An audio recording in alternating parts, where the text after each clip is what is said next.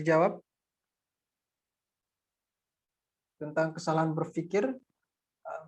Ini menarik sekali untuk tema ini karena dengan mengetahui ada kesalahan berpikir itu nanti kalian diajak untuk berpikir secara kritis ya, secara kritis supaya tidak terkena tipuan oknum tertentu ketika menyampaikan suatu alasan, karena sering orang menggunakan cara berpikir yang sesat atau makanya disebut dengan logical fallacy itu, sehingga banyak orang tertipu, dibohongi oleh karena suatu argumen yang sifatnya tidak utuh gitu. Ini makanya salah satu penting kita belajar ini adalah untuk supaya kalian bisa berpikir secara kritis, tidak tertipu, tidak dikibulin oleh orang. Oke, silakan.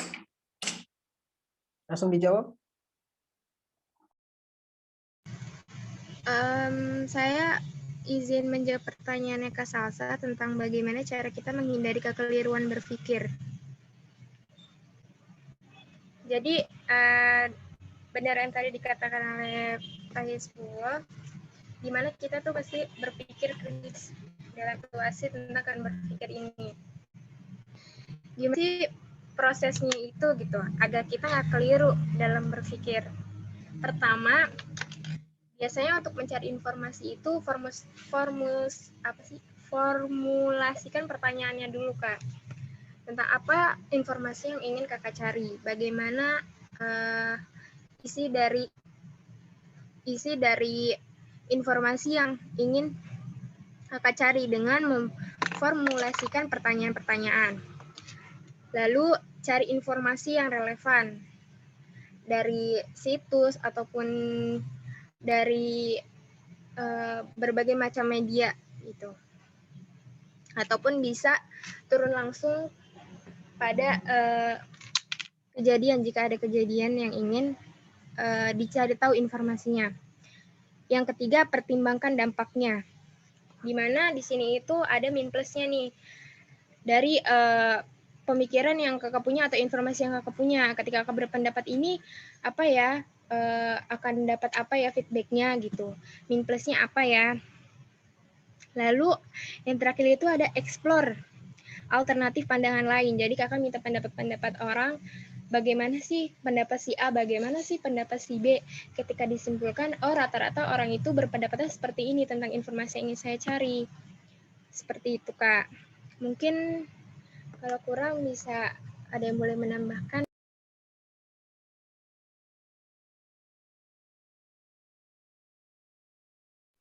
Silakan yang lain.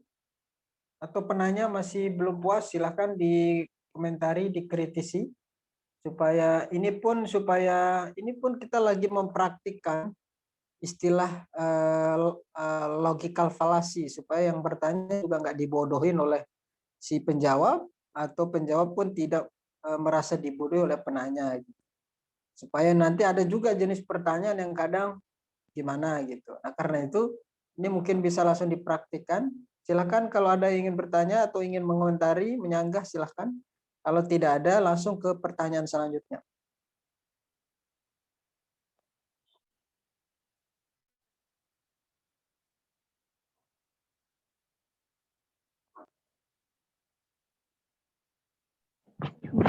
Maaf Kak, saya mau coba jawab pertanyaannya Kak Winda yang bagian biasanya kekeliruan berpikir ini itu biasanya sering terjadinya di bagian yang mana gitu kan Kak Winda ya.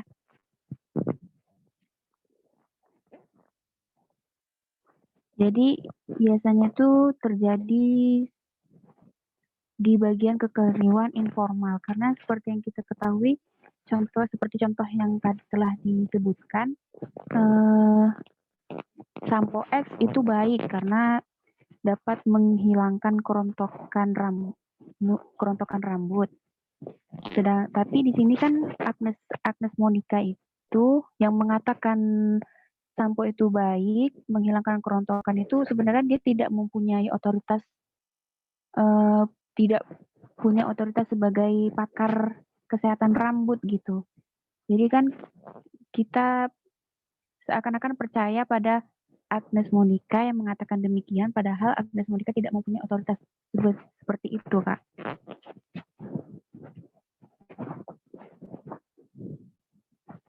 Maaf Kak Winda, apakah sudah jelas atau masih kurang Kak Winda?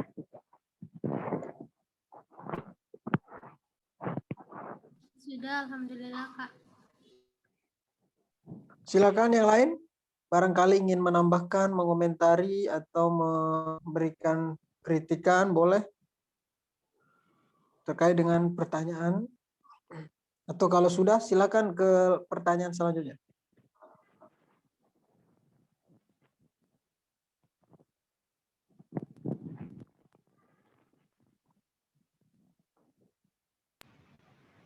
Tadi pertanyaannya Kak Winda yang umum terjadi pada kekeliruan di masyarakat belum terjawab ya Kak Winda?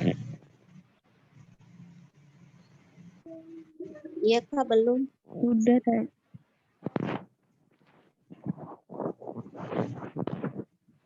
Jadi itu yang umum terjadi itu biasanya Kak Winda, kekeliruan yang sering terjadi di masyarakat itu karena faktor-faktor bahasa.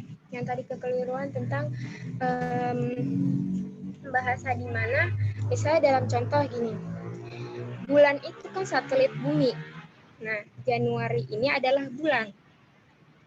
Januari adalah satelit bumi, kan bukan seperti itu kan. Jadi kekeliruan bahasa di mana kan ya, kalau presensi awal bulan itu satelit bumi, bukan berarti Januari adalah bulan dan si Januari ini si satelit bumi. Karena adanya beda makna antara dua premis tersebut gitu Kak Winda. Biasanya karena faktor dari bahasa gitu. Silakan yang lain. Mungkin yang kurang bisa ditambahkan. Yang tadi itu mungkin bisa masuk ke kekeliruan yang sering terjadi itu sifatnya non formal. Misalnya tadi ya sampaikan itu. Hanya tadi kalau nggak salah dalam pemakalah itu ada banyak istilahnya. Ada 4 atau berapa yang kekeliruan yang sering terjadi yang sifatnya non formal yang berada di masyarakat. Seperti equivokasi, tadi apalagi itu ambivoli, kemudian ada aksentuasi, ada apa tadi kekeliruan metaforis. Nah, itu contoh-contoh yang biasa yang sering terjadi di dalam masyarakat. Tadi udah dicontohin bulan kok. Yang satu kan bulan itu nama satelit bumi, tapi yang satu nama kalender. Karena itu ini namanya kekeliruan yang disebut dengan equivokasi. Ada juga nanti kekeliruan yang namanya adalah karena susunan kata. Karena susunan kata atau karena proposisi, karena ada susunan dan kata dari proposisi tersebut. Atau juga bisa karena aksentuasi. Ini juga sering. Apa contoh aksentuasi itu? Karena akses kata-kata tertentu yang kemudian kesimpulannya menjadi berbeda. Contohnya kata apel, ini sering sekali dalam apel adalah buah misalnya, atau semua apel adalah buah. Kemudian apel adalah upacara. Jadi beberapa upacara adalah buah. Ini yang disebut dengan kekeliruan yang sering terjadi, falasi logika yang sifatnya informal yang sering terjadi di masyarakat. Yang disebut dengan kekeliruan aksentuasi tadi. Kalau kekeliruan ambivoli itu misalnya sering ketukar. Ini maksudnya apa? Anak, misal ada sering dalam buku-buku filsafat juga dibuatkan contoh, anak ibu yang cantik itu berkuliah di misalnya di jurusan Usuluddin, di jurusan tafsir Usuluddin IAT. Nah, di sini akan melahirkan namanya ambivoli. Apakah yang dimaksud ini anaknya yang cantik atau ibunya yang cantik? Ini kan masih, atau juga sering dalam filsafat juga dibuatkan contoh, dijual kursi untuk lansia tanpa lengan. Ini maksudnya kursinya tanpa lengan atau lansianya tanpa lengan. Ini termasuk kekeliruan. Makanya tadi udah dijelaskan itu ada namanya equivokasi, ada namanya ambivoli, ada namanya aksentuasi, ada juga namanya apa tadi satu? metaforis ya, atau apa istilahnya tadi. Itu contoh dari kekeluaran-kekeluaran yang terjadi di yang penyebabnya adalah betul bahasa. Makanya secara umum nanti kesalahan dalam berpikir atau logical fallacy itu bisa disebabkan, kalau dalam buku mantik itu ada, itu sebenarnya ada 2 kesalahan berpikir. Kesalahannya itu kurang lebih disebabkan oleh 2. Ada namanya maddah al-qiyas, ya, karena materi di dalamnya itu, ya, karena materinya salah, artinya tem-tem yang ada di dalamnya salah, jadi kesimpulannya pun salah. Gitu. Tapi ada selain dari sisi dari sisi materinya, tapi ada juga dari sisi namanya adalah gara-gara bentuk dari susunan apa bahasanya itu, yang satu namanya maddah, yang kedua namanya apa itu istilahnya. Nanti ada dalam bukunya si Nuruddin kalau nggak salah, itu yang terkait dengan itu. Ada namanya maddatul qiyas dan ada juga namanya suratul qiyas. Maddah itu lebih kepada substansi yang dijadikan sebagai cara berpikir itu, sehingga jadi salah kesimpulannya. Kalau misalnya begini, kalau dalam buku itu dijelaskan, misal setiap jomblo itu sengsara dan setiap yang sengsara itu akan masuk neraka. Jadi kesimpulannya setiap jomblo itu akan masuk neraka. Ini namanya kesalahan dari sisi maddah. Nggak mungkin ya jomblo kemudian sengsara dikaitkan dengan sengsara neraka. Ini makanya ada tadi namanya maddatul qiyas, ya. Kebohongan premis. Karena memang dua-duanya bohong sehingga melahirkan konklusi yang juga bohong. Setiap jomblo, nggak mungkin jomblo kok sengsara. Belum tentu orang jomblo itu sengsara. Ya kan? Atau setiap yang sengsara kemudian masuk neraka, ini dua-duanya bohong. Ya. Atau bisa juga kebohongannya itu salah satunya. Ya, misal al-ihsanu ilal fakir wajibun. Berbuat baik kepada orang fakir itu hukumnya wajib. Kullu wajibin yu'aqibu ala tarkihi. Setiap yang wajib itu jika ditinggalkan dapat melahirkan sanksi. Kesimpulannya al-ihsanu ilal fakir yu'aqibu ala tarkihi. Berbuat baik kepada orang fakir itu jika ditinggalkan akan melahirkan sanksi. Ini mengandung kekaburan lafaz. Maksudnya berbuat baik kepada orang fakir itu wajib. Wajib itu apa? Apakah wajibnya sifatnya konstitusional?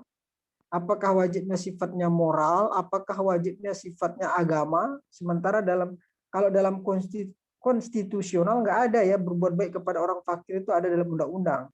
Jadi itu tidak ya. Itu sebabnya kemudian ada terulang 2 kali, kata wajib juga terulang 2 kali dalam 2 premis. Nah, tapi nanti ada juga kesalahan yang disebabkan oleh bentuk dari susunan itu. Makanya sebenarnya materi tentang kekeluaran berpikir ini selain mantik juga filsafat juga membahas. Makanya nanti ada 2, kalau Anda belajar filsafat itu ada namanya golongan sofis dan ada namanya golongan paralogi. Kalau golongan sofis itu artinya adalah golongan yang secara sengaja melakukan kesalahan berpikir. Dia tahu salah berpikir, sengaja salah berpikir karena apa, untuk mengubah.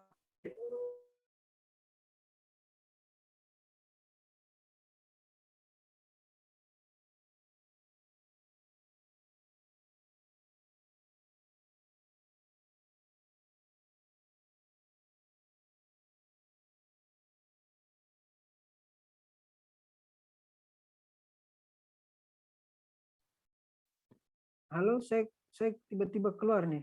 Suara saya jelas nggak? Jelas, Pak. Oke. Nanti ada juga 2 istilahnya, ada golongan sofis, ada golongan paralogi. Tapi yang kita bahas nanti adalah golongan paralogi yang disebut dengan logical fallacy. Kalau golongan sofis ini artinya golongan yang dia tahu dirinya salah dalam berpikir, tetapi sengaja dia buat itu supaya untuk mencapai tujuan, biasanya untuk ngebohongin orang. Misalnya ada orang yang ingin membela majikannya atau ingin membela partainya, udah tahu partainya salah tapi dia buat logika tertentu supaya kesannya benar partainya itu. Nah, ini yang salah ini. Tapi ada namanya golongan paralogi yang kita bahas ini. Golongan yang melakukan kesalahan berpikir tapi tidak menyadari ada kekeliruan dan akibat nggak menyadari ada kekeliruan berpikir. Akibat dari pemikirannya karena selalu menganggap dirinya benar. Ini yang kita bahas itu. Makanya tadi ada secara ya apa sih namanya kekeliruan berpikir? Ini tadi saya tidak menemukan pengertian yang supaya temannya detail. Harusnya dijelaskan dulu apa yang dimaksud. Ini tiba-tiba langsung masuk kepada logika formal informal. Harusnya dijelaskan dulu apa yang dimaksud dengan kekeliruan berpikir itu.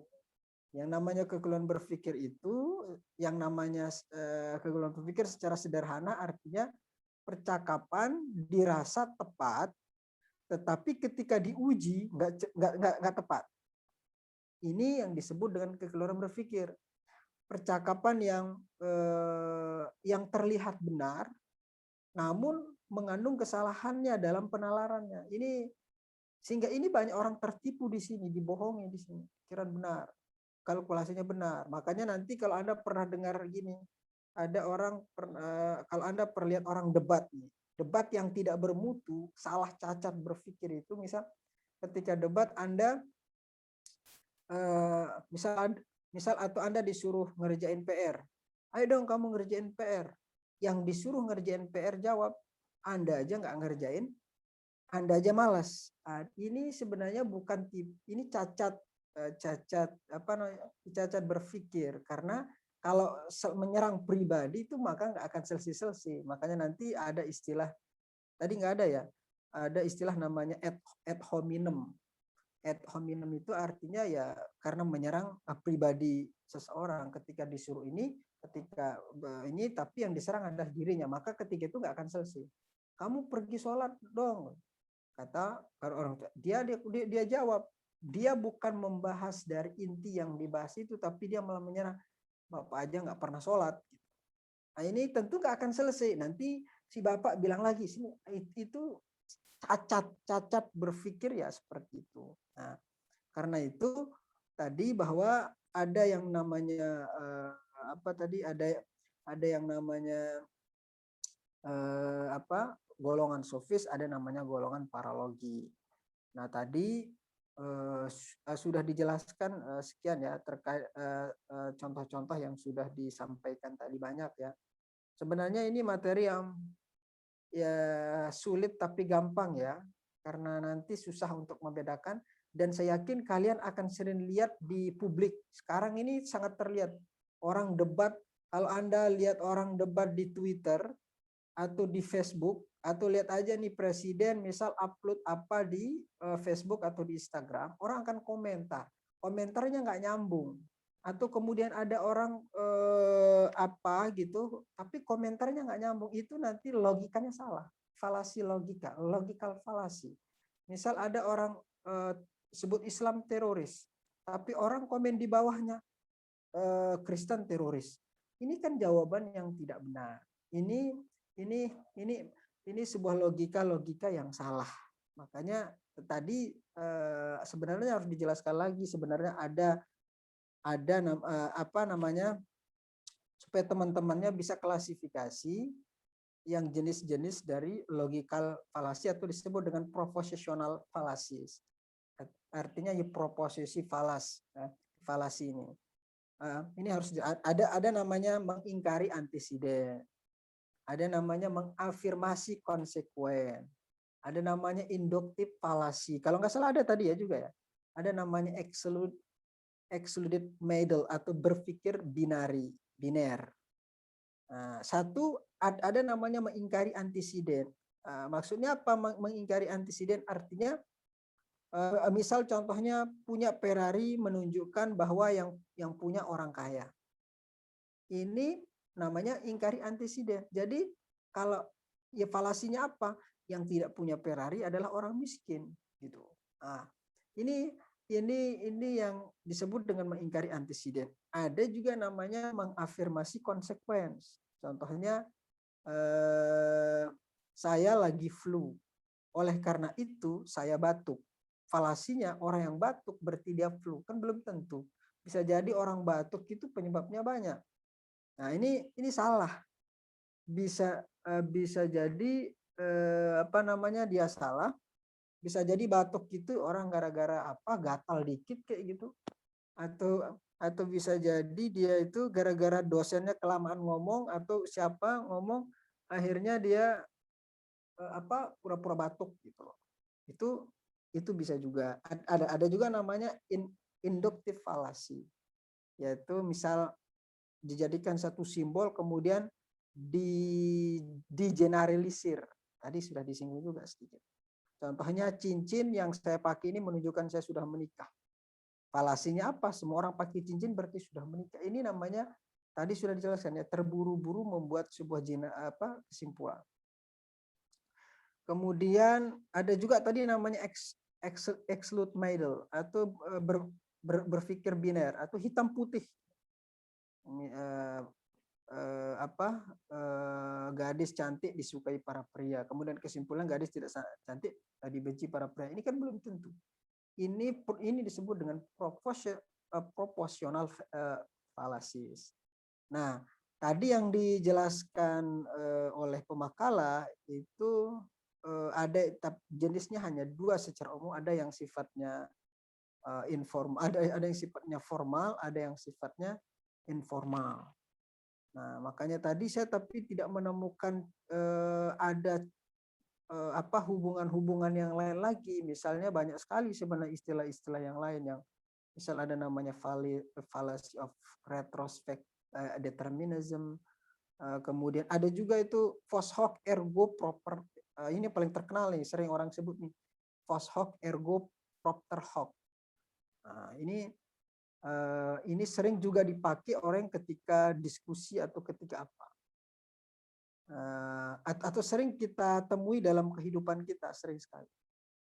Kedulu kasusnya Ponari orang gara-gara nyelupin batu atau apa ke dalam air kok langsung sembuh. Itu apakah betul itu? Misal contohnya yang namanya post hoc ergo propter hoc itu akibat yang dihasilkan tidak sesuai dengan sebabnya. Tetapi dipercaya bahwa penyebab yang tidak sesuai itulah yang benar. Ini salah nih. Ini sering kita berpikir kesesatan terjadi karena salah menyimpulkan penyebab hanya karena terjadinya dua peristiwa yang terjadi secara berurutan. Ya, misalnya si A awalnya sakit flu, kemudian setelah meminum air minum yang telah diludahi oleh Ponari, besoknya si A itu sembuh. Berarti ludah Ponari bisa menyembuhkan penyakit si A. Nah, ini yang disebut dengan post hoc ergo propter hoc. Kalau di kampung saya juga itu ada sakit apapun dia kalau udah disuntik dianggap dirinya sembuh. Padahal bisa jadi suntikan itu hanya sebatas untuk dia tidak menghiraukan penyakitnya yang lain. Akhirnya dia jadi sembuh dengan sendiri, tapi dianggap suntiklah menjadi sumber penyembuhnya. Ini disebut dengan post hoc ergo propter hoc. Ini sangat terkenal sekali dalam ilmu filsafat, dalam ilmu logika. Oke, jadi itu ya, nanti banyak sebenarnya contoh-contoh yang lain dalam yang sering juga tadi yang saya sampaikan yang